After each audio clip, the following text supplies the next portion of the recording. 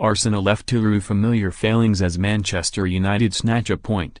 In a truly ridiculous Premier League game, Manchester United and Arsenal had to settle for a point following a pulsating 2-2 draw at Old Trafford.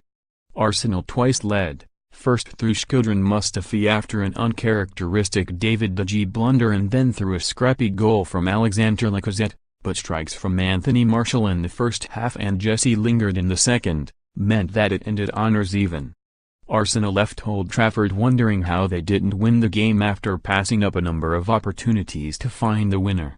But the scoreline could have ended up as anything with a series of comedy errors occurring in both boxes.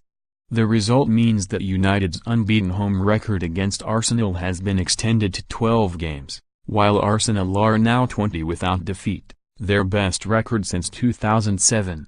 Here are some of the talking points. Star man, Nemanja Matic. Yes, really.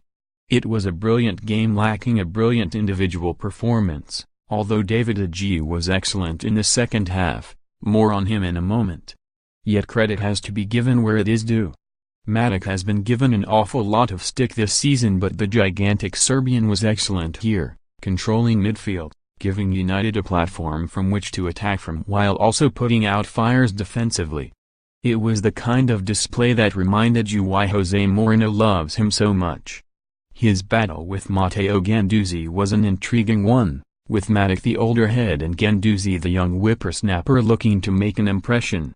Matic shaded the duel, but both were heavily influential on the night. No player on the pitch attempted more passes than Matic, 78, no player on the pitch regained possession more times than Matic, 10. And only Guendouzi had more touches of the ball than him with 98 to 97. Matic has come in for plenty of criticism from his own fans this season, but build on this performance and he might just turn them around. Mixed bag, David De Gea. It has not been a good few days for Premier League goalkeepers in front of the Sky Sports cameras. First, Bernd Leno fumbled in Eric Dier's header in the North London derby. Then Jordan Pickford handed a goal on a silver platter for Divock Origi in the Merseyside derby, and tonight, David De Gea had a nightmare of his own. On initial viewing, it had looked as though De Gea had made a fine stop to deny an awkwardly bouncing Shkodran Mustafi header.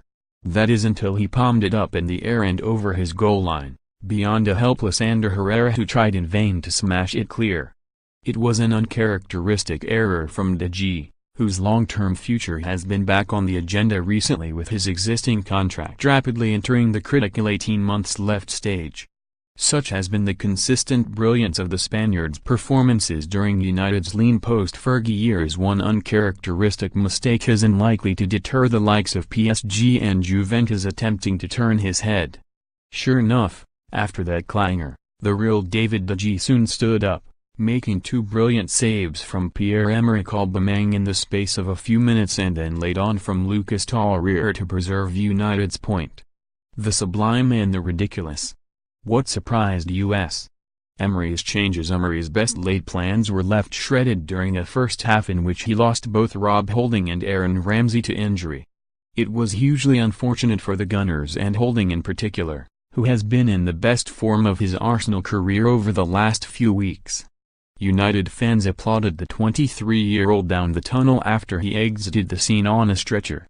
Shorn of his third central defender and with no natural replacement on the bench, the assumption was that Emery would revert to a flat back four, withdrawing Hector Bellerin and Sead Kolasinac from their wing-back roles and leaving Shkodran Mustafi and Socrates Papastathopoulos to partner each other in the middle. Instead, he decided to introduce the veteran Stefan Lichtsteiner into the fray, in an unfamiliar position at right center-back. It seemed an odd move, considering Lichtsteiner has made a career out of running up and down the right touchline, rather than tucking in narrow and helping his center-backs. The Swiss isn't nicknamed Forrest Gump for nothing, you know. Suffice to say Lichtsteiner wasn't a natural center-half. There was a comical moment where Mustafi literally shoved him into the right position, while his introduction also restricted Emery's options later on in the game. Nevertheless, Emery's knack for game-changing substitutions continued when Lacazette came on to put Arsenal in front. For all of a minute until Lingard equalized. What didn't surprise us? Pre-match changes by Mourinho.